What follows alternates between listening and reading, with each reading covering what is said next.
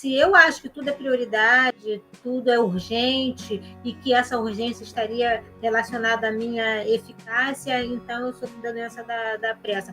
Mas às vezes eu tenho atividades demais para fazer. E aí o que eu precisaria fazer é me organizar. Se eu consigo perceber, eu preciso perceber se é atividade demais, coisa demais, porque pode ter coisa demais e não ser eu que estou colocando tudo como prioridade, estou aí que nem a louca do Flash, querendo tudo para ontem, tudo correndo, deixando todo mundo estressado, né?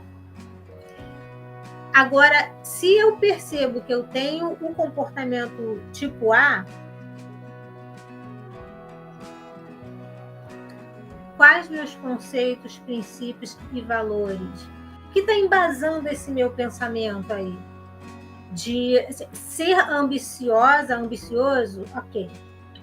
Querer crescer profissionalmente, ok. E como a gente falou, primeiro assim, é importante que eu observe o que está embasando. Pode ser um complexo de inferioridade. Pode ser que assim, eu tenha esse comportamento de excesso de proatividade, coisas a fazer, por acreditar que eu não sou tão boa assim, então eu tenho que parecer boa. Né? Então, assim, vou ter que rever conceitos, princípios e valores. Algumas pessoas abençoadas pelo Senhor leem um livro e dão um estalo. Gente, estava ferrando com a minha vida, o que eu estou fazendo? Vou parar de fazer isso, que bobeira. Assistem um vídeo e dão um estalo. Observa a experiência da vida de alguém e dá um estalo. Aí muda, sabe? Desconstruir é aquele pensamento que você tem que não te favorece, isso some, isso vai embora. Isso não fica mais na sua cabeça. Você pergunta depois, seria uma cobrança pessoal? Sim, você está dizendo, eu preciso ser a melhor. É você que está se cobrando. Você precisa saber o porquê você está se cobrando. E aí, como eu falei, pode ser que você entenda que tem que ser a melhor porque você não se considera a melhor. E aí aquela história de desconstruir, ressignificar isso e desconstruir seria assim, como eu falei, você pode ler alguma coisa, você pode assistir um vídeo, você pode ver a experiência de uma outra pessoa que passava pela mesma coisa e o resultado não foi positivo, não foi favorável, ou seja, a pessoa se prejudicou, tendo um infarto, tendo um esgotamento físico, mental e emocional, e você pensar assim, não vou fazer mais isso comigo, né?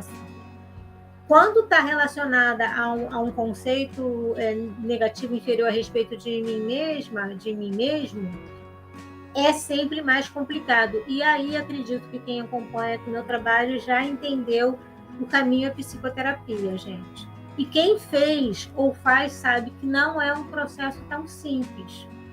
Porque, assim, eu consegui tirar, assim, essas minhoquinhas da minha cabeça, que eu levei anos para construir, porque a maioria de nós aqui somos adultos, né? É difícil. Assim, eu não construí isso aleatoriamente. Eu vivi experiências durante a minha vida que me fizeram construir esse conceito a respeito de mim mesma, dos outros, da competitividade, né? Referência é bom, comparação é ruim. Então, assim, eu preciso identificar que conceito é esse que eu construí, e eu preciso desconstruir, eu consigo tirar ele, sai da minha cabeça isso, não sou obrigada a ser boa em tudo, que isso, chega, parei. Ressignificar significa eu quero ser boa nisso, eu quero ser suficientemente boa nisso, mas não tem mais aquela obrigatoriedade do impossível, da melhor, né? Assim, eu vou para uma prova de natação, eu quero a medalha de ouro, lógico, quem não quer. E aí eu dou o meu melhor e eu consigo a medalha de prata. E aí eu fico um pouco frustrada? Sim, eu vou ficar frustrada. Em outro momento, em uma outra live, a gente pode falar sobre frustração que acontece e eu preciso aprender a processar esse sentimento. mas eu consegui a medalha de prata. Eu valorizo a minha conquista, eu valorizo a minha eficácia ali. Eu não desmereço só porque eu não recebi a medalha de ouro. Isso é ressignificar. Eu me respeito e eu me valorizo pelo que eu fiz, pelo que eu conquistei. Isso seria ressignificar. E o como você consegue isso, lembra, quer dizer, quem acompanha meu trabalho sabe, os cérebros são iguais anatomicamente ou semelhantes, são semelhantes anatomicamente, mas eles funcionam de maneiras distintas. Então, se você não é essa pessoa que teve a bênção, se eu não sou essa pessoa abençoada, que eu li um livro, vi um vídeo, vi a experiência de alguém e aí a ficha caiu e eu consegui desconstruir ou ressignificar, processo psicoterápico. E quem já passou por ele sabe que é um processo complexo, difícil, mas é muito bom quando você se renova, quando você se realiza e se encontra, né? Então é possível, né? O caminho é o que eu construí aqui de pensamento que está me levando a manter essa ansiedade excessiva. A ansiedade excessiva vai ser desproporcional ao agente estressor. Tenho que fazer as tarefas, tenho que entregar as coisas, tem que ser proativa, tem que ser eficiente. Sim, mas se eu não tenho se eu não tiver essa facilidade, e é para poucos, tá? É para poucos. Sim. Psicoterapia. E aí você não luta sozinho, né? E aí o seu psicólogo ou a sua psicóloga caminha junto com você.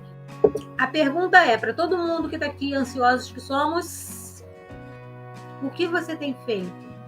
Se você se identificou com essas características, o que você tem feito para administrar a sua ansiedade? O que eu tenho feito? Então, hoje vocês entenderam que eu tenho que entender aqui que construção foi essa que eu fiz e se está me desfavorecendo, desconstruir ou ressignificar. Se não foi suficiente que você ouviu aqui em um vídeo, em uma live aqui hoje, num livro que você leu, ou a experiência de outras pessoas, psicoterapia. Eu gostaria de indicar para vocês 2 sugestões de livros. Quando eu pergunto para vocês assim, o que você tem feito, né? Quem acompanha o meu trabalho sabe que tem todas aquelas hábitos, né? Hábitos, como eu cuido de mim mesma, me alimento bem, durmo adequadamente, né? Valorizo o meu lazer, né? Quem acompanha o meu trabalho sabe que isso é muito importante para você manter o equilíbrio emocional.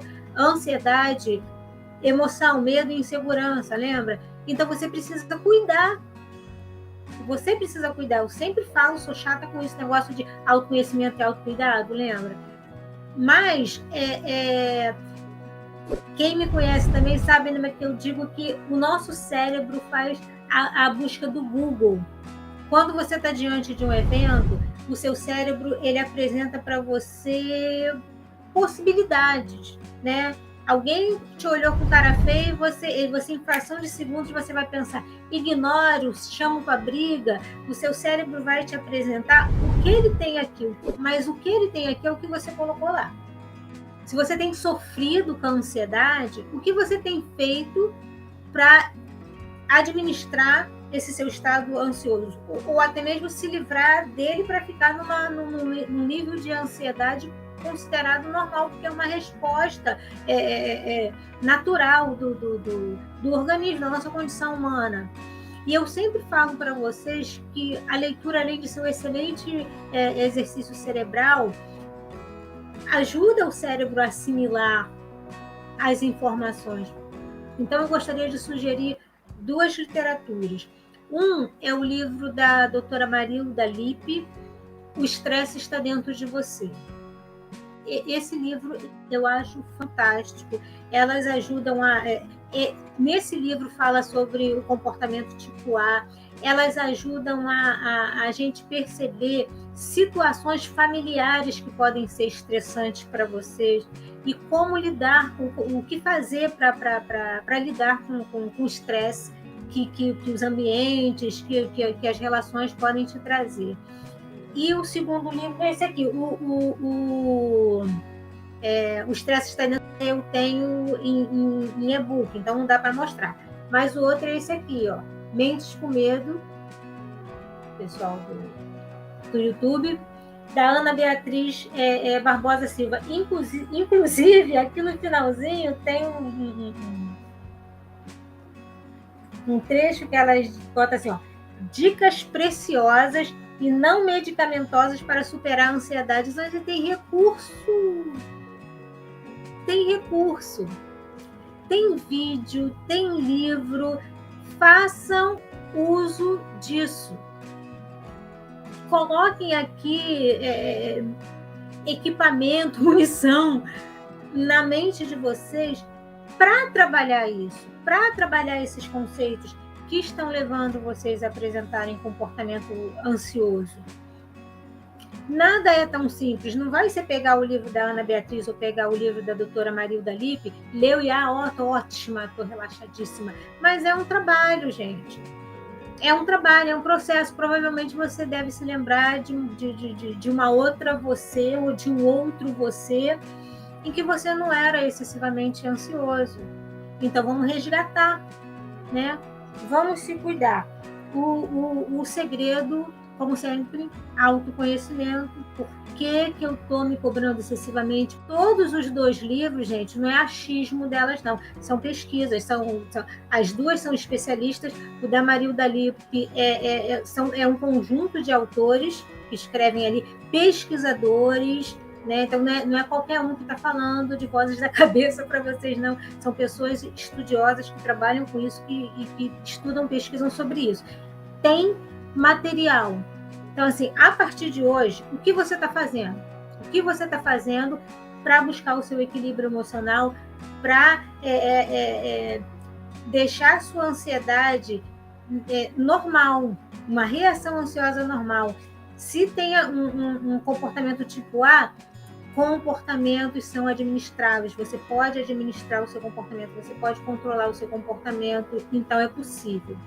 Se está sofrendo da doença da pressa, tudo é para ontem, você precisa rever o que é prioridade para você, porque não tem condição. Urgência é urgência, não é tudo urgente. Queridos, muito obrigado pela participação de vocês.